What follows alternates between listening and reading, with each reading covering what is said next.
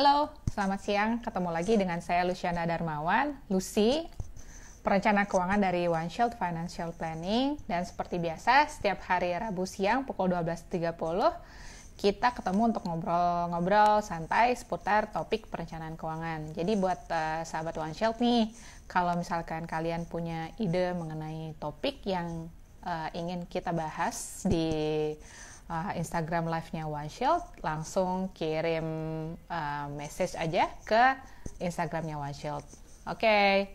Halo, selamat siang buat sahabat One Shield yang sudah join siang ini. Ada Jeng Marvi, ada Manulang, Patricia, ada Mas Eed, ada Mas Bayu, ada Famous ID. Halo, selamat siang. Thank you sudah join Instagram live-nya One Shield siang ini. Sebelum saya mulai sesi siang ini, saya mau share sedikit nih mengenai kegiatannya One Shield di bulan Desember. Jadi yang pertama itu untuk One Shield Academy. Jadi mungkin seperti sahabat One Shield ketahui bahwa kita punya divisi untuk pelatihan.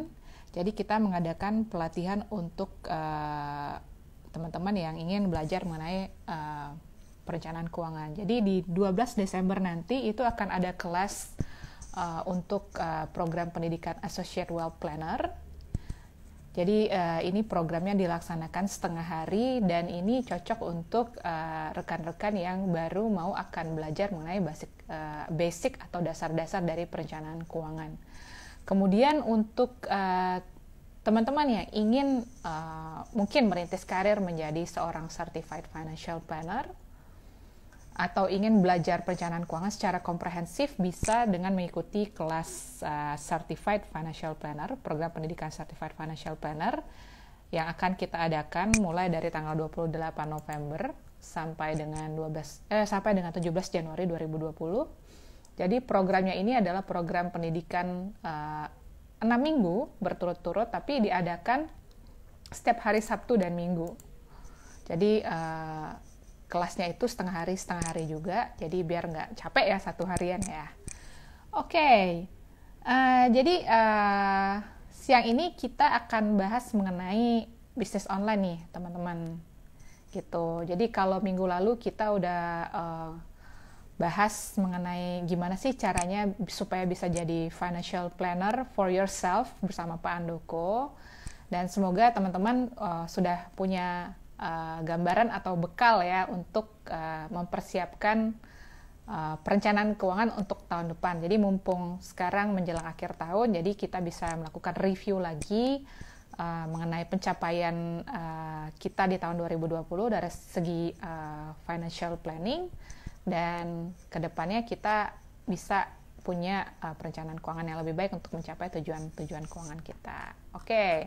Nah tahun depan siapa nih yang mungkin punya rencana untuk menambah pemasukan mungkin dari bisnis online? Nah sebelum kita ngobrol mengenai gimana sih caranya kita mulai bisnis online, saya mau undang dulu speaker kita untuk siang ini, ada Mbak Erlina Juwita.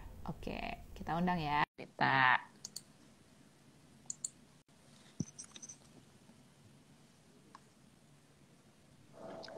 Halo. Halo, Mbak Lina. Lucy. Selamat siang. Selamat siang juga, Lucy. Apa kabarnya? Baik. Sehat ya? Sehat. Mbak Lina gimana, sehat ya? Sehat, alhamdulillah sehat.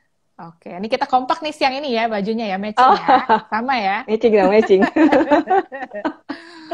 Iya nih Mbak, jadi siang ini kita mau menggali ilmu nih dari Mbak Lina nih. Jadi kan mumpung akhir tahun nih Mbak, kan minggu lalu kan kita udah belajar nih mengenai gimana sih jadi financial planner for yourself. Terus kita juga udah tahu kira-kira untuk tahun depan harusnya kita harus ngapain nih, nge-review dari sisi perencanaan keuangan kita dan pencapaian kita gitu kan. Nah, mungkin ada juga teman-teman yang di sini mungkin yang berencana mungkin tahun depan kayaknya pengen nambah pemasukan deh gitu kan, karena mungkin punya tujuan-tujuan keuangan, mungkin persiapan dana pendidikan anak, mau persiapan pensiun gitu kan, pengennya ada yang mungkin berencana untuk mau mulai bisnis online gitu Mbak. Nah itu dia, bisnis online ya, menarik ya, bisnis online ya.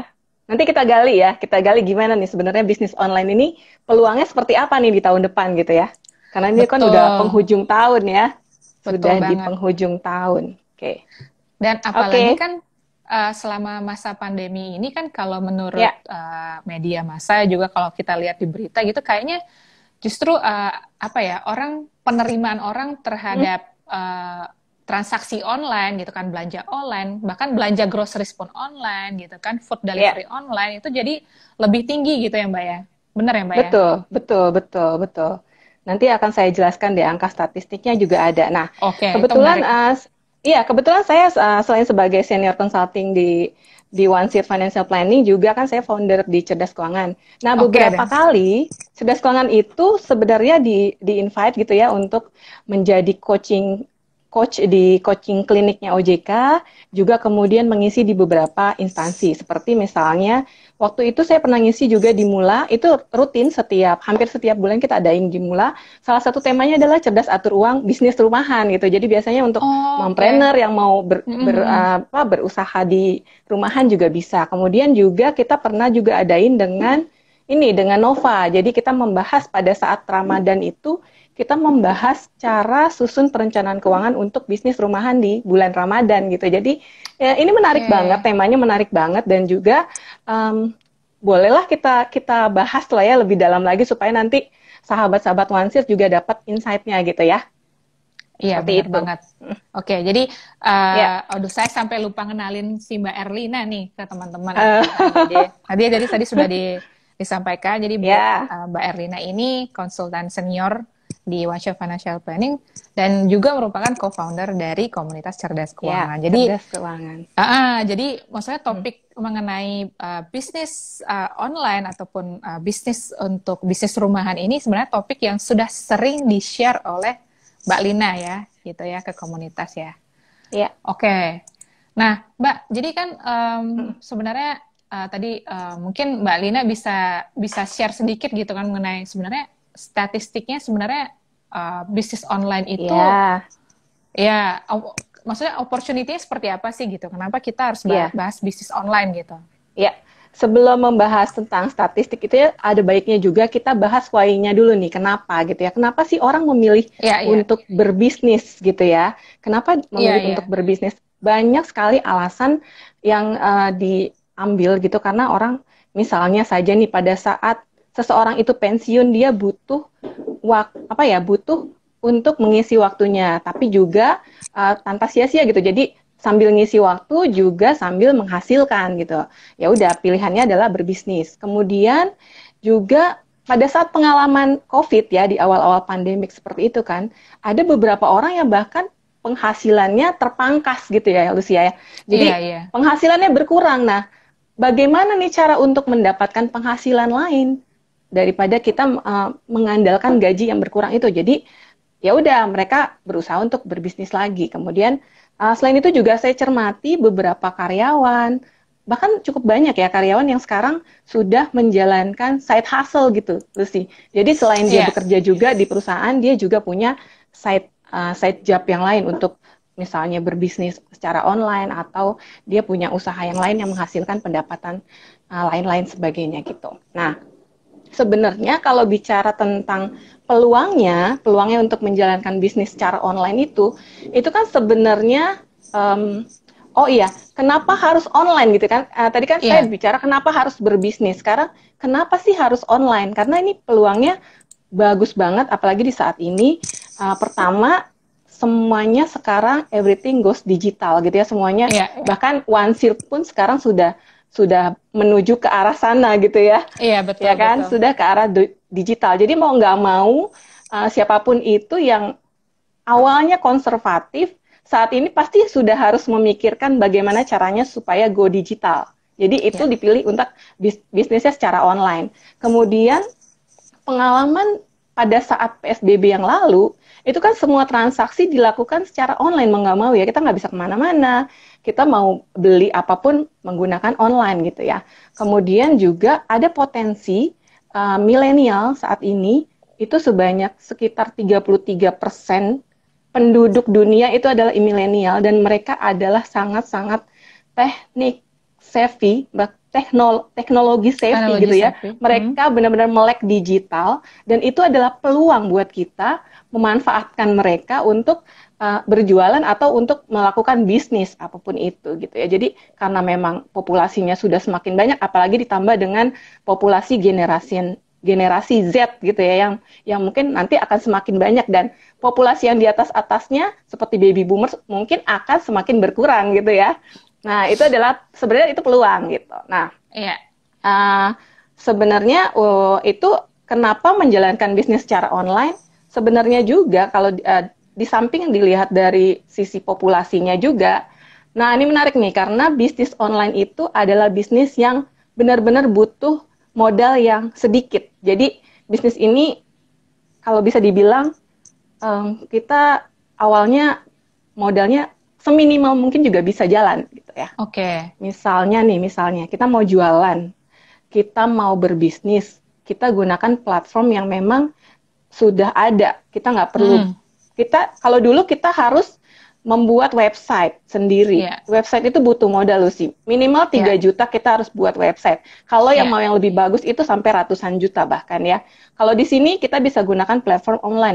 Ada yang namanya marketplace, ada yang namanya sekarang bahkan ada aplikasi-aplikasi online. Misalnya kemarin saya sempat adain kolaborasi juga dengan toko.id itu kan. Jadi aplikasinya memang sudah bisa gratis. Kemudian kalau dulu sewa tempat itu pasti mahal ya, sewa tempat di toko misalnya. Nah sekarang minimal nggak ada biaya sewa untuk toko kan, karena kita gunakan secara online. Kemudian juga ada beberapa resiko yang pada saat kita lakukan secara offline, bisnis itu, kita punya resiko. Sementara di bisnis online itu resikonya minimal banget. Misalnya kita nggak mesti siapin stok barang terlalu banyak. Dan juga kita nggak mesti juga membayar atau meng-hire orang terlalu banyak karyawan gitu ya, karena kita lakukan kita dibantu dengan teknologi. Nah, yang menariknya lagi Lucy, bedanya bisnis secara online dengan offline itu adalah di online waktunya itu hampir 24 per day, 24 hour 24/7 per day. Ya. Iya, 24/7. Iya, bahkan ada riset yang membuktikan bahwa sebanyak 30% waktu belanja online itu digunakan di saat malam. Jadi saat jam 9 sampai 12. Kayaknya kita juga pernah melakukan transaksi gitu malam hari gitu ya. Jadi sebelum tidur biasa browsing dulu. Iya, saat mau beli apa ya. Iya, gitu saat toko offline tutup justru orang banyak belanja dari marketplace seperti itu kan. Nah itu adalah perbedaan dari antara offline dengan online seperti itu. Oke. Sebentar. Tadi bicara tentang ini ya, tentang data ya. Ini saya ada data untuk jumlah pengguna internet yang memang terus bertambah nih dari tahun ke tahun. Saat data terakhir itu menunjukkan bahwa jumlah pengguna internet bahkan sudah mencapai lebih dari 150 ribu juta orang gitu. Jadi, wow, banyak banget kan jumlahnya. Jadi, Indonesia adalah memang pengguna internet nomor 5 terbesar setelah China, India, Amerika, dan Brazil. Seperti itu. Oke, berarti sebenarnya opportunity-nya besar gitu ya kalau untuk kita teman-teman yang mau merintis bisnis online. Jadi saya coba tangkap nih poin-poin yang tadi Mbak Lina sampaikan. Jadi sebenarnya keunggulan dari melakukan bisnis secara online itu sebenarnya entry barrier-nya sangat rendah gitu ya, bener ya? Iya. Jadi betul. Tadi seperti yang kalau misalnya kalau mau punya toko online gitu kan, kalau dulu tuh harus mungkin sewa developer gitu kan, tapi kalau sekarang tuh rumahnya udah dibikinin gitu kan ya. Jadi cuma tinggal upload gambar barangnya apa gitu kan, harganya berapa, sesimpel itu ya. Terus tadi Mbak Lina juga bilang dan nggak ada batasan waktu gitu kan. Jadi ketika toko yang beneran fisik itu udah fisik tutup gitu kan, toko online tuh ya buka terus gitu kan. 24/7 buka terus gitu. Jadi betul. Customer bisa belanja anytime gitu. Terus tadi juga minimum karyawan gitu kan. Jadi bisa jadi memang kita nggak perlu karyawan gitu ya, tergantung volume. Jadi bisa jadi cuma kita sendiri yang handle gitu ya Mbak ya. I see. So jadi sebenarnya banyak plus poinnya gitu ya untuk memulai bisnis online Iya, gitu ya Mbak ya. Oke. Nah, Mbak, sebenarnya kalau bisnis online itu sama nggak sih dengan jualan? Bisnis sama jualan. jualan jualan online sama nggak sih sebenarnya? Ya, sebenarnya bisnis sama jualan itu beda. Beda ya. Bedanya di Oke. mana nih? Bedanya adalah pada saat, bedanya sebenarnya ada tiga. Dari Mm-mm.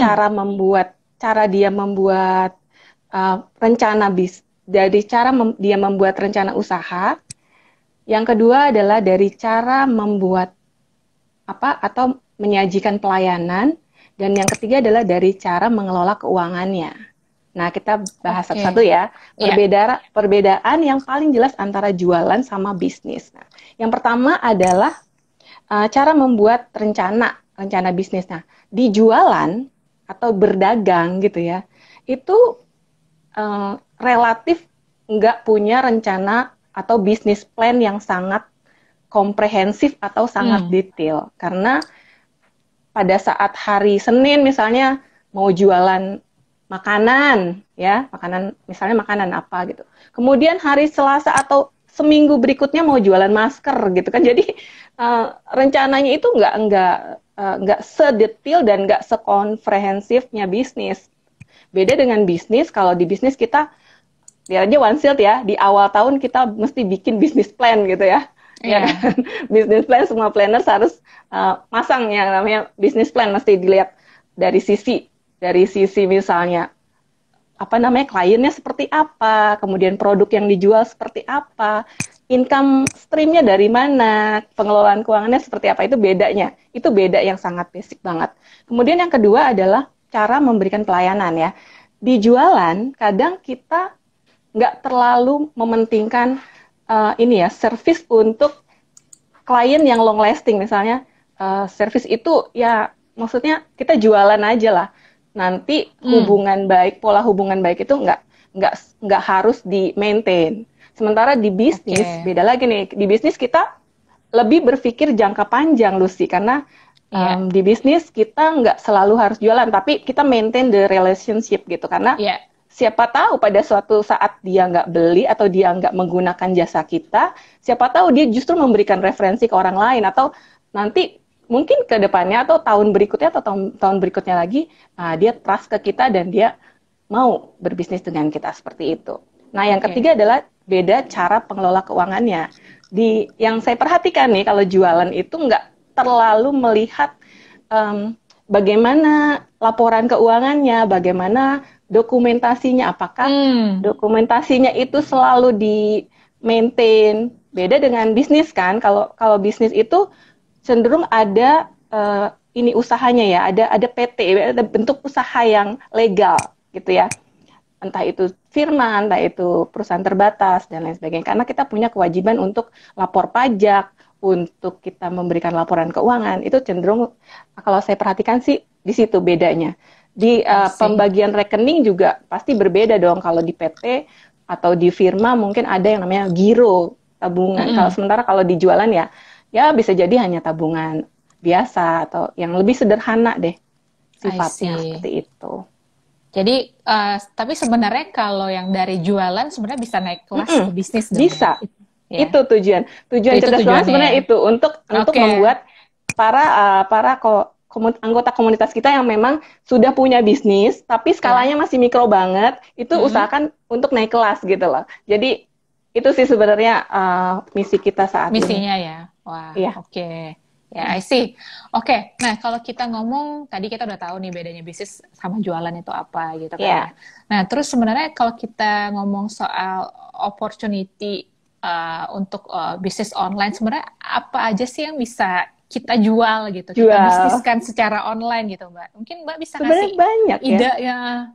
Sebenarnya banyak ya. Contohnya waktu Ramadan kemarin gitu ya. Mm, Sebenarnya mm. nggak cuma Ramadan aja sih. Saat ini juga banyak opportunity yang bisa kita monetize dari misalnya menjual. Misalnya menjual dulu deh, yang lebih lebih simpel dulu ya deh, Iya, menjual ya. iya. Mm, Menjual kebutuhan yang basic untuk pandemik seperti ini apa misalnya?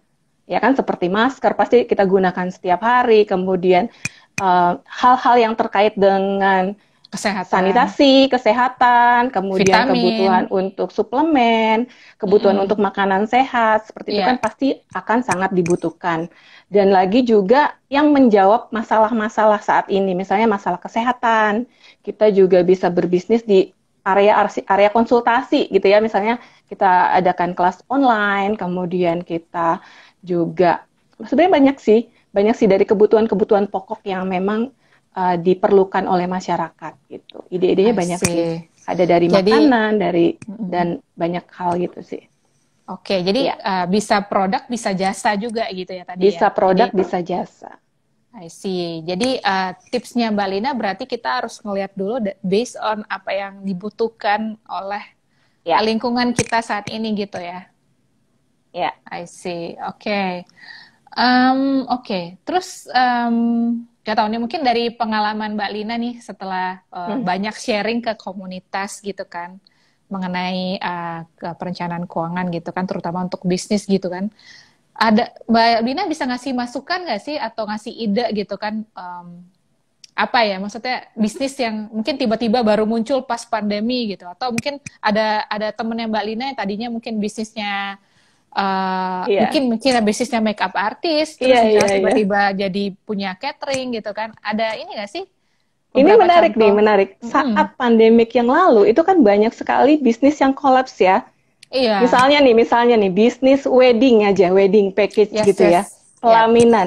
Yang menarik, Lucy, ada beberapa pelaku bisnis yang mereka kreatif.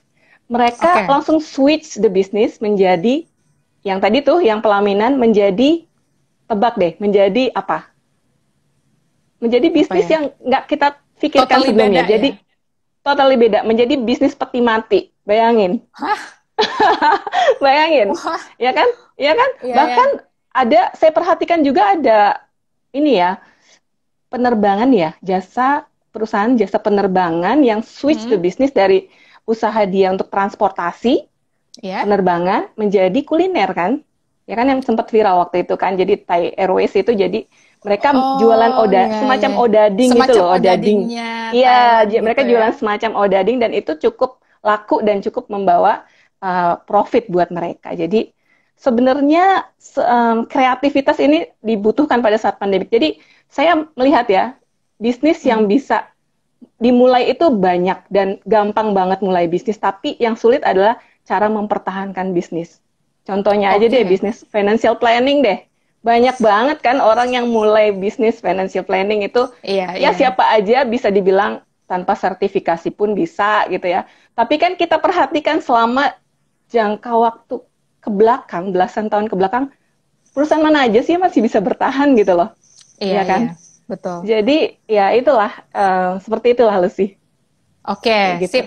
Jadi Hmm. itu challenge-nya itu gitu ya untuk Iya, mempertahankan bisnisnya. Oke. Nah, kita mulai dulu dari yang langkah pertama dulu nih, Mbak. Gimana sih ya. caranya untuk misalkan nih Oke. teman-teman yang nonton di sini gitu kan. Oke, Mm-mm. Mbak, saya sih kepikiran nih punya ide mau bisnis.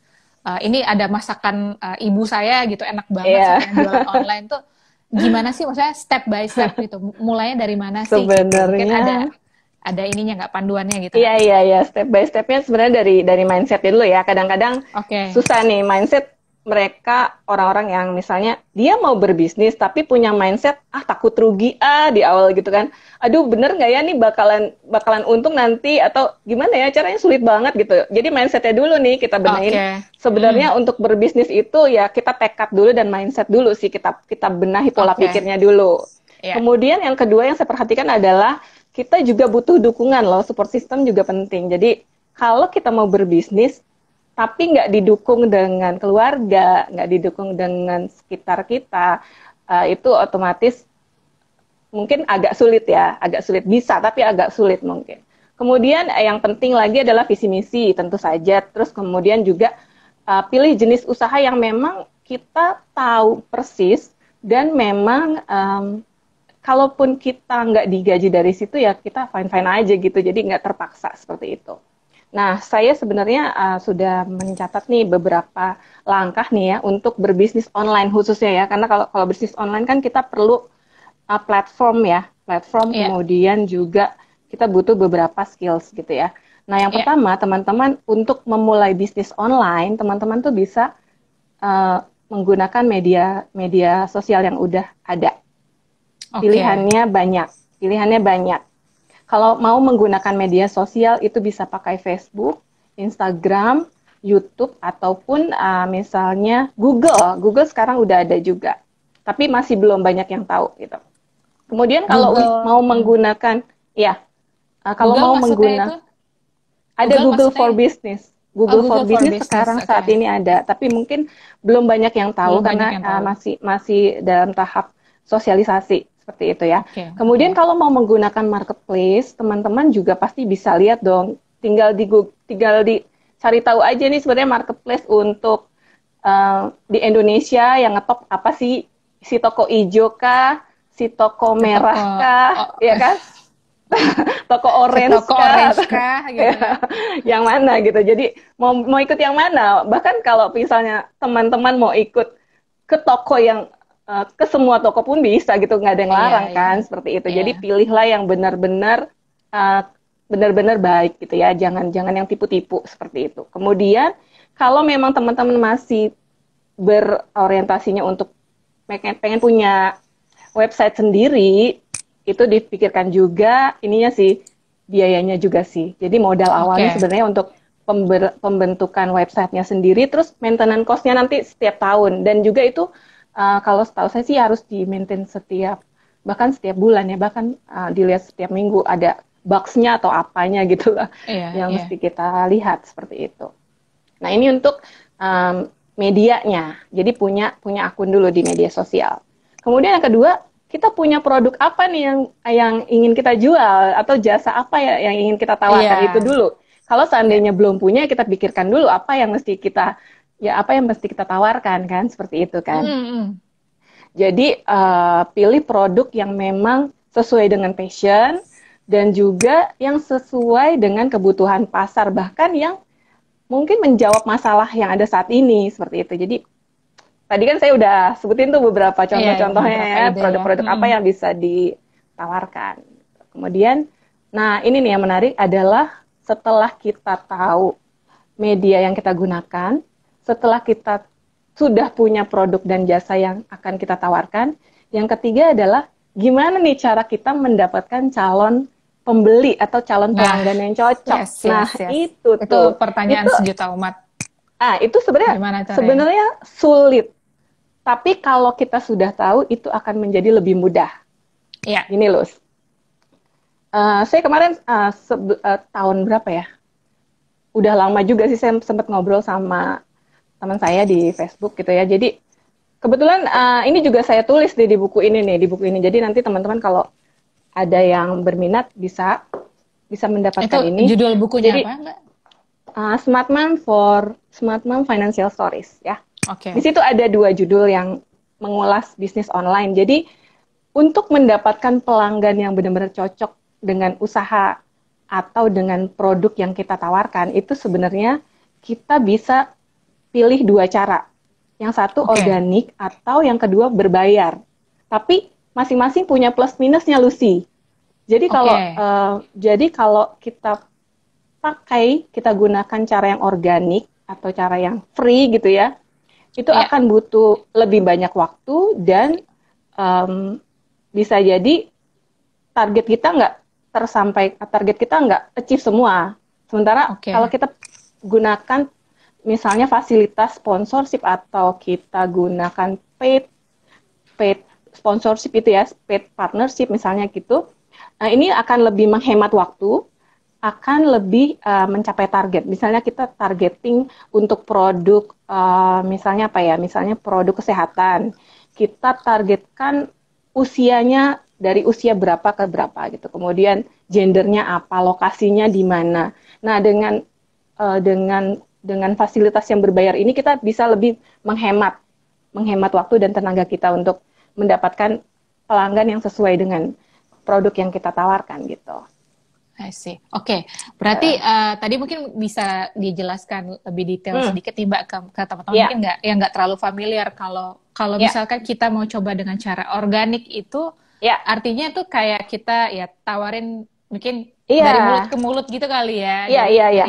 dari WhatsApp grup gitu ya. Ya, kalau kita gunakan cara organik nih ya, yang tidak Mm-mm. berbayar ya, ini yang free ya. Mm-mm. Mm-mm. Kita harus lakukan setiap hari. Misalnya Facebook ya, kita menambah pertemanan setiap hari, rutin. Jadi, tapi itu ada batasan kan. Kita nggak bisa menambah pertemanan langsung sekaligus karena kalau saya perhatikan Facebook di sini adalah kalau kita pakai yang fanpage ya, Facebook fanpage itu Iya. bisa maksimal 15.000 pertemanan. Sementara untuk Facebook yang biasa itu kan maksimal 5.000 ya setahu saya ya. Jadi untuk cara yang organik sangat memakan waktu. Bisa dilakukan dengan cara setiap hari kita add friends gitu kan. Kemudian kalaupun kita misalnya nih targeting untuk klien atau calon pelanggan yang benar-benar sesuai dengan produk kita. Nah, saya punya cara yang kedua, Mm-mm. tetap menggunakan cara organik, tapi dia istilahnya ini ya, lirik toko sebelah gitu loh, istilahnya gitu. Jadi Itu itu ya. itu caranya tetap Iya, organik, tapi kita iya. pakai ini juga gitu. Iya, iya. Kita lebih cerdas Kita juga. lihat-lihat kompetitor lah ya. Iya, lihat kompetitor pada saat itu kan ada kompetitor biasanya dia posting sesuatu kan, kemudian ada yang komen, ada yang like. Nah, dari situ Mm-mm. kita bisa add friends dari situ. Jadi Oh, kita kita add menambah pertemanan. followernya mereka gitu ya. Iya, kita menambah pertemanan dengan cara kita add followers mereka. Jadi kan I kita see. nggak jadi kita sasarannya lebih tepat kan ketimbang tadi cara yang pertama tadi kan. Kalau cara yang Oke. pertama tadi kan kita add friends tanpa melihat sebenarnya ini minatnya di I mana, kayak gitu see. Iya, ya, iya. apa yang dia butuhkan seperti itu. Nah, sementara untuk yang cara kedua ini, kalau menurut saya sih relatif cukup lebih tepat sasaran lah kayak gitu. Tapi memang Oke. ya agak tricky sih, tapi ya itulah caranya seperti Ya, itu. that's a good idea karena kan Ya, sebenarnya ya itu udah terfilter gitu kan ya. Karena berarti yang ya, interest dengan kompetitor kita berarti juga yang interest dengan produk serupa yang memang nanti kita mau tawarkan gitu kan ya, ya. ya, ya, ya, Jadi ya. oh, Betul, wow, betul, that's a betul. smart move, Mbak. Oke, oke. I see. Ya. Jadi Nah, tadi tadi kan yang tidak berbayar ya, tidak ya berbayar. yang organik, oke. Cara yang berbayar itu lebih mudah, Lucy. Kita langsung set target aja nih, misalnya usia berapa yang kita inginkan untuk pelanggan yang memang sesuai dengan target pasar kita. Ya, Kemudian gendernya juga bisa kita setting. Kemudian lokasinya juga bisa kita arahkan ke memang yang benar-benar kita harapkan gitu ya. Misalnya lokasinya di luar luar kota deh, tapi jangan terlalu jauh misalnya kayak gitu. Atau bahkan mungkin kita mau menjangkau daerah yang lebih luas lagi tuh bisa untuk kita gunakan dengan fasilitas itu, fasilitas yang berbayar. I see. Oke, berarti fasilitas berbayar itu Hmm. bisa kita gunakan di platform apa nih Mbak contohnya? Platform misalnya yang saya tahu sih ya Facebook. Facebook ya. Kemudian saat ini mungkin Instagram juga sudah ada. Mm-mm. Yang saya belum cek lagi adalah Google, karena Google baru aja kemarin minggu lalu saya baru dapat sosialisasinya, jadi saya belum ulik lagi gitu. I see. Jadi itu kita pakai Ya, fasilitas ad-nya itu ya. AdSense ya, tuh. AdSense ya, I Ya, see. Oke. Jadi itu bisa jadi alternatif juga buat teman-teman mm-mm. yang berbisnis online gitu untuk Ya, apa ya, lebih memperluas apa ya namanya, pengenalan produk atau ya, jasanya gitu ya, jangkauannya betul, gitu ya. I betul. see. Oke, oke, oke. Terus, oke, selain melalui ad gitu ya Mbak ya, maksudnya ada alternatif lain nggak sih, maksudnya untuk melakukan uh, apa ya, marketing dari produk atau jasa online kita gitu? Bisa sih, bisa dengan tadi kan saya udah sebutin ya, sosial media. Sosial Sosial media media sebenarnya ya. bisa. Sosial media Mm-mm. sebenarnya bisa. Kemudian dengan apa ya, website juga bisa, tapi butuh butuh biaya banyak. Marketplace yang tadi saya sebutkan juga. Mm-mm, mm-mm. Terus apa ya? Kayaknya sih itu ya. Kayaknya sih itu ya untuk penjualan online ya. Seperti itu. Oke, Mungkin lu sih oke. ada ini nggak ada masukan lagi nggak? Oh, Apalagi gitu mungkin misalnya. Kalau Kalau dari nggak salah, sisi, hmm, yang kemarin Lucy itu Numbly itu apa ya? Numbly oh, itu apa ya? itu sih Itu saya apa sih? lebih share ke gimana sih cara ini mengatur keuangan untuk bisnis. Oh, Jadi, oke. jadi lebih Itu bukan lebih platform bisnis ya? enggak, itu platform untuk apa ya namanya ya, proses lah ya, proses Oh, oke. proses untuk bisnis, jadi Iya, seperti iya, SOP dan sebagainya gitu. Tapi iya. mungkin sih bener sih kata Mbak Lina gitu kan, kalau saya sih coba Hmm. ngelihat dari kacamata sebagai customer ya, gitu kan. Ya, Jadi saya tuh sering banget tergoda dan terjebak untuk membeli barang-barang online karena ad itu yes. di Instagram. Benar Jadi, banget. jadi kayak ad itu tuh kayak peramal gitu ya. Jadi Betul, kayak betul, kayak betul. kok kayaknya tiba-tiba yang muncul tuh dia tahu banget oh ini Iya, si Lucy ini sukanya makanannya yang manis gitu, suka cookies. iya. Jadi ad-nya tuh muncul semuanya Nah, itulah, cemilan-cemilan manis. itulah, itulah kelebihannya online ketimbang dengan kita Iya, berjualan offline sih. Jadi mereka tuh lebih smart gitu. Jadi mereka bisa iya, memilih ini orang sebenarnya karakteristiknya seperti apa, kesukaannya seperti apa. Mungkin dilihat dari beberapa website yang dia sering buka gitu ya, yes, atau yes. jadi ketahuan minatnya, Iya, kemudian bahkan ketahuan gendernya seperti apa kayak gitu ya. Itu sebenarnya kalau saya perhatikan sih itu kelebihannya, kelebihan I see. online kayak gitu. Agree, agree. Jadi itu Ya, menghemat waktu dan cost untuk ya, melakukan research ya, Mbak ya. yes, benar, benar, I benar banget. see. Aduh, ini harus jaga kantong nih untuk yang Apalagi dari nanti 12-12 ya. Ingat ya, 12-12. 12-12 ya. Kantong harus tetap tetap dijaga Aduh, gitu loh. I see. Oke, tadi tips untuk memulainya kita udah Mm, tahu. Terus kalau kelebihan bisnis online kita udah tahu. Terus ya. mungkin Mbak Erlina punya ini nggak sih apa namanya ya poin-poin yang kira-kira apa sih challenge-nya kalau orang Mm, melakukan bisnis online gitu? iya. Saya mau kasih sedikit insight ya. Kalau untuk Iya, bisnis online itu ya, sebenarnya bisnis apapun sih, kalau Anda bisnis online maupun offline gitu ya, yang pertama adalah memisahkan akun. Memisahkan akun antara akun personal sama akun bisnis. Ini masalah oke, yes, yes, yang itu masalah klasik. Ini klasik ya. masalah yang klasik, tapi kenapa ya sering banget dilanggar gitu ya? Saya juga nggak Iya, tahu iya. kenapa gitu ya.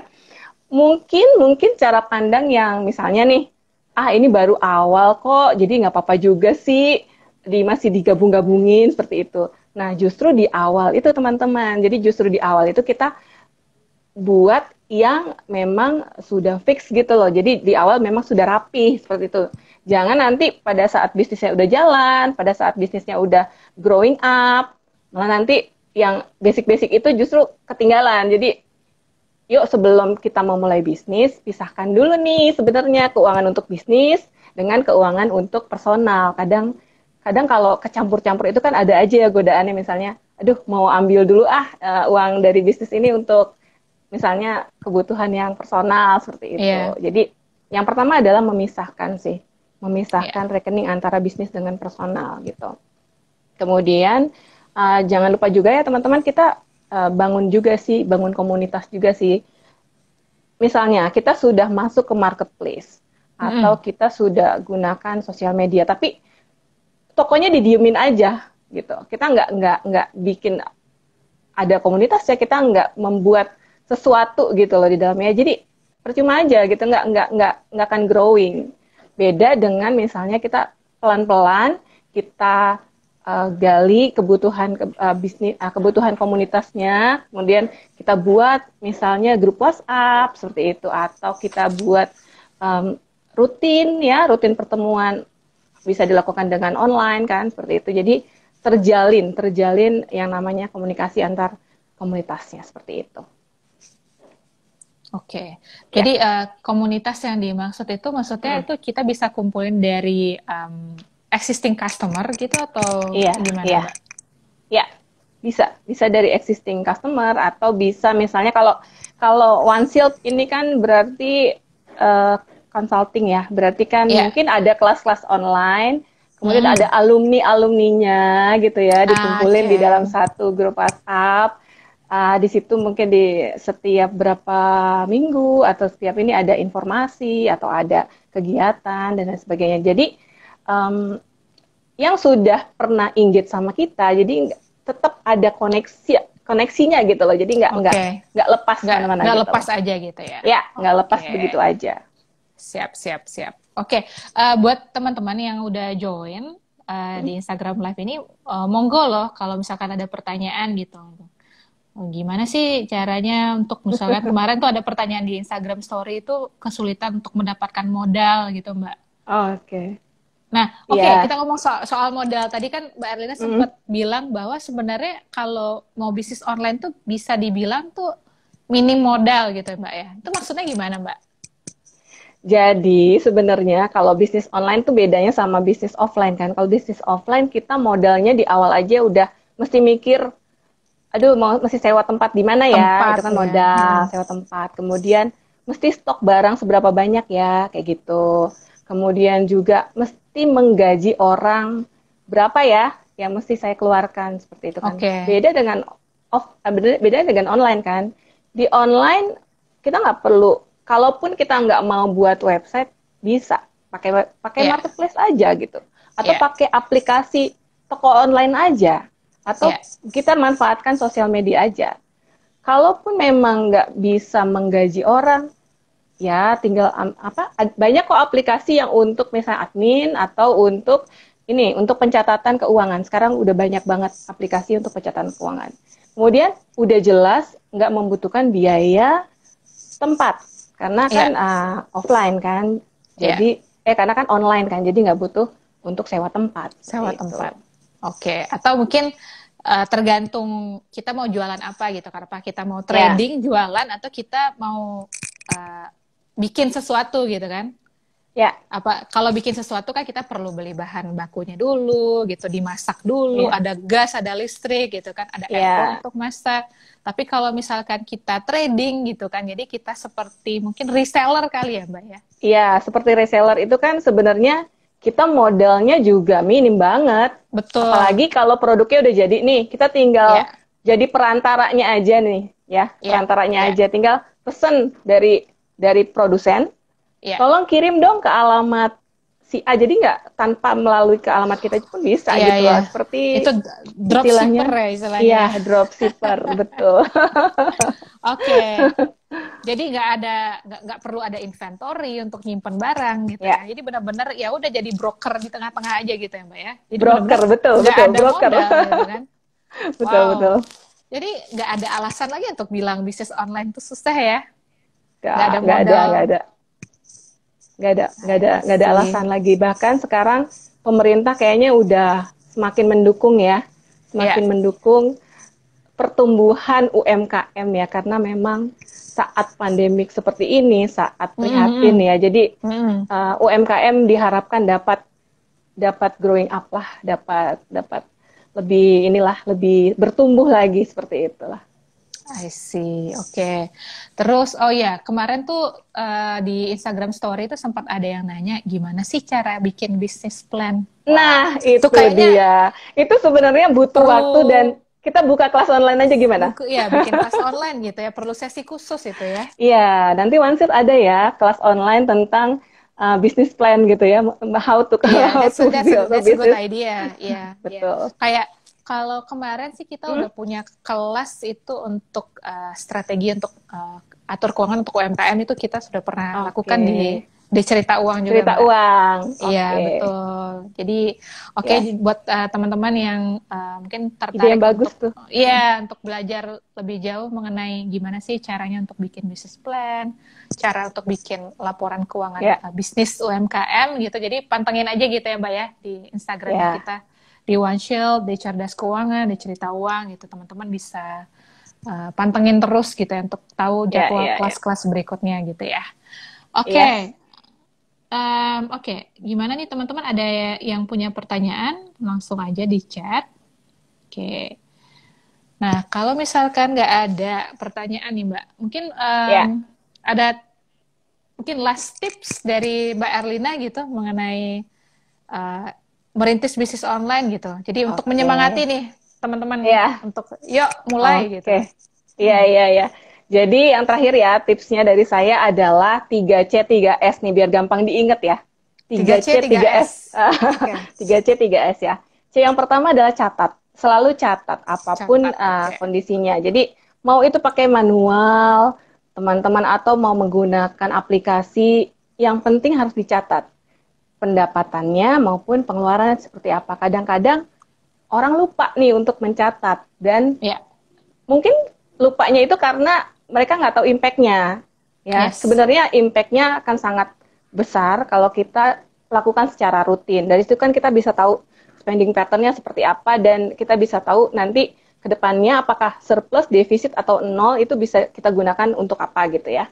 Nah, C yang kedua adalah cash flow management. Jadi sebisa mungkin kita, karena kan banyak sekali orang yang bilang kalau cash flow is the king gitu ya. Hmm. Sebenarnya itu benar sih, cash flow. Jadi lakukan pengelolaan arus kas yang memang sebaik mungkin. Jangan sampai di awal usaha aja arus kas Anda sudah defisit. Seperti itu. Jangan sampai. Jadi usahakan kita mengatur bagaimana nih arus kas kita supaya tetap tumbuh surplus, dan lebih banyak lagi surplusnya, atau lebih banyak lagi ininya ya, lebihnya gitu ya, istilahnya kayak Mm-mm, gitu. mm-mm. Nah, kalau saya perhatikan ya, cash flow itu sendiri itu biasanya terbagi dari tiga, Lucy. Ada yang Ya, cash flow bulanan, cash flow tahunan, atau cash flow per project. Jadi ini sebenarnya dibedakan dari jenis usahanya sih. Biasanya kalau untuk usaha yang retail-retail gitu ya, ya. yang memang jualannya setiap hari, itu biasanya pakai cash flow-nya yang bulanan. Tapi Hmm. kalau misalnya usahanya yang sudah lebih besar lagi, misalnya apa ya, bisnis, apa ya, misalnya bisnis untuk inilah kebugaran kayak gitulah ya, yang Hmm. misalnya dibayarnya setiap tahun kayak gitu ya. Oke. Ada fee, annual fee-nya seperti itu. Nah, itu biasanya pakai cash flow-nya per tahun. Jadi cash flow tahunan. Nah, ada lagi yang bisnis yang menggunakan cash flow-nya per project. Misalnya bisnis untuk travel deh, misalnya kayak gitu, Travel, travel oke. IO IO. ya. Jadi Hmm. setiap event cash flow dicatat, setelah itu selesai gitu. Jadi per project Hmm, hmm, hmm. dicatatnya seperti itu. Hmm. Jadi ada tiga macam ya teman-teman ya. Nah, itu untuk cash flow. Nah, C yang ketiga adalah kita calculate. Jadi kita menghitung. Biasanya Calculate, oke. sih ya calculate. Jadi biasanya sih kalau saya berbagi ke teman-teman gitu ya, itu ada yang namanya alokasi sih, alokasi untuk bisnis. Biasanya sih yang pertama untuk kita melunasi kewajiban-kewajiban kita. Yang kedua untuk emergency ya, suatu saat misalnya ada kejadian yang di luar dugaan. Kemudian untuk operasional, dan untuk investasi dan lain-lain. Itu biasanya saya bagi. Nanti kita lihat juga sih jenis usahanya kayak gimana, nanti dibagi per ini, Oh, per berapa persennya. Jadi saya nggak bisa fix angkanya, jadi nanti dilihat bisnisnya dulu kayak gitu. I see. Itu Itu mirip 3C. dengan mirip perencanaan keuangan Ya, pribadi juga ya? Ada betul dana mirip. darurat juga gitu. Betul. I see. Oke, Ya, 3C. Sip. 3C ya. Catat, cash flow, calculate. Ya, yang kedua ada 3S nih. 3S-nya itu Ya. adalah separate. Tadi kan saya sudah jelaskan bagaimana nih di awal kita harus memisahkan antara rekening personal dengan Pribadi, rekening rekening bisnis. usaha. Jangan sampai Iya. kecampur-campur efek, karena Yes. efeknya ke depannya kalau kecampur-campur bisa jadi modal bisnis jadi dipakai untuk keperluan personal kayak gitu. Yes, Jadi yes. separate is a must ya. Ya. Memisahkan itu sangat-sangat penting. Lakukan ini aja pemisahan dari yang sederhana aja, lakukan pemisahan rekening gitu. Oke. Itu ya, itu aja deh dulu deh Ya. ya. Terus kemudian adalah source. Tadi source modalnya. Tadi kan Lucy sempat tanya Source. modalnya dari Yes. mana nih? Sebenarnya sebaiknya ya kalau untuk baru mulai usaha jangan terpikir untuk berhutang. Hmm, Karena hmm, hmm. sebenarnya apa ya? Kita bisa kok melakukan bisnis kalau seandainya modalnya belum cukup banget, ya kita kita usahakan aja dulu yang memang minim-minim biaya dulu aja gitu. Hmm, Nanti hmm. begitu sudah grow up bisnisnya dan terfikir untuk meminjam modal, nah kita mesti ingat nih rasio rasio utangnya sebaiknya jangan lebih dari 20% lah seperti itu untuk menjaga cash flow-nya tetap aman. Kayak I gitu ya. see. Dan tadi kalaupun misalnya Hmm, ke depannya kita punya rencana untuk meminjam modal gitu kan, ya, pastinya tentu butuh catatan kan ya. That's betul, why kenapa betul. catatan keuangan tuh penting banget gitu ya Mbak ya. Iya, betul, betul, butuh Oke, catatan dan harus punya ini ya, harus punya kesanggupan untuk membayar kesanggupan untuk kembali membayar. ya Mm-mm. cicilannya. Terus kemudian S yang kedua, tadi S yang kedua source, ya, yang Source of terakhir modal. adalah yang terakhir adalah simpan dana darurat. Jangan lupa, dana darurat Oke, buat simpan. usaha sangat penting. Ya, Beda dengan dana darurat untuk personal, justru dana darurat untuk usaha ini jumlahnya relatif lebih banyak. oke. Jumlahnya Itu relatif ada, lebih banyak. ini untuk si pemilik usahanya atau untuk keberlangsungan usahanya nih Mbak? Dana daruratnya. Untuk keberlangsungan usahanya gitu. Oke, ya. Contohnya kan di era pandemik yang saat ini terjadi kan banyak sekali Iya, bisnis yang memang butuh biaya yang harus dibayar, tapi pada saat bisnisnya lesu dan dia nggak punya dana darurat itu akan sangat menyulitkan. Jadi memang di bisnis ini dana darurat itu penting. Bahkan bisa kalau di personal itu minimal 3 sampai 6 kali, mungkin di bisnis bisa lebih loh, bisa 12 sampai 24 kali gitu. Jadi konsentrasinya di dana darurat sangat-sangat lumayan cukup besar ketimbang di personal. I see. Maksudnya seperti contohnya ya tadi yang kayak Mbak Lina bilang Iya, pandemi ini siapa sangka ternyata udah almost a iya, year gitu ya. iya udah hampir ulang tahun Iya, ya kata udah hampir, kata udah Lucy ya. iya, udah ulang tahun malah nih Oh Mbak udah Lina. ulang tahun Iya. bahkan. Yes, yes, oke. Jadi ada 3C dan 3S tuh. Jadi teman-teman ya, Ya, perlu dicatat gitu. Jadi 3C itu yang pertama harus punya catatan keuangan. Itu ya, penting banget. Terus yang kedua itu cash flow management. Tergantung jenis bisnisnya, bulanan, tahunan, atau project gitu kan. ya, Terus yang ketiga itu adalah calculate, artinya jangan lupa tuh dibagi-bagi, maksudnya yes, alokasi untuk bayar cicilan utang, terus emergensinya berapa, operasional harian berapa, investasi juga berapa gitu ya Mbak ya. ya betul, betul. Oke, terus 3S itu separate tadi ya, jangan lupa akun pribadi dan akun bisnis, catatan Bisnis, keuangan pribadi dan bisnis tuh harus wajib kudu dipisah gitu ya Mbak ya, ya, supaya kita bisa ngukur gitu kan ya, hmm. maksudnya ini bisnis saya cuan atau enggak gitu kan. Kalau Nah, udah nyampur gitu kan, oh ini nggak tahu lagi nih uang uang dari mana, uang dari bisnis kah atau uang ya, dari gaji kah atau dari pasangan kah gitu kan ya, jadi kita nggak bisa ukur. Terus untuk source of modal itu, jadi mulai dari modal seminim mungkin. Tadi udah ada alternatifnya tuh dari Mbak Lina gitu kan.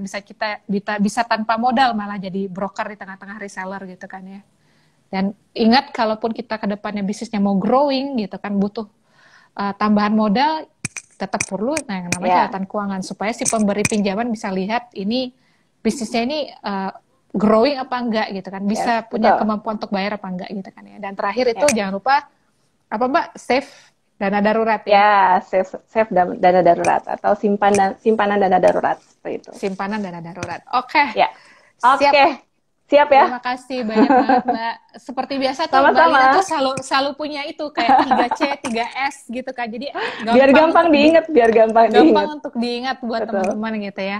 Oke, terima kasih banyak nih Mbak Lina Sama-sama. udah sharing siap ini. Jadi keep inspiring gitu ya dengan komunitas cerdas keuangannya gitu Terima kan. Jadi kasih untuk juga Lucy. selalu sharing gimana caranya kita bisa meningkatkan kemampuan kita Ya, untuk apa namanya manage keuangan pribadi dan keluarga kita gitu ya Mbak ya. ya, ya. Oke, nanti kita sampai ketemu di topik yang berbeda ya Mbak ya di Oke, Instagram Live berikutnya. siap. Selalu Terima siap. kasih. Terima kasih untuk teman-teman sahabat One Shot yang sudah join siang ini. Sampai ketemu lagi di Instagram Live One Shot seperti biasa setiap hari Rabu siang jam 12.30. Oke. Thank you Oke, sudah join. thank Ya, you. bye-bye. Bye everyone. Thank you ya. Bye. Thank Bye. you.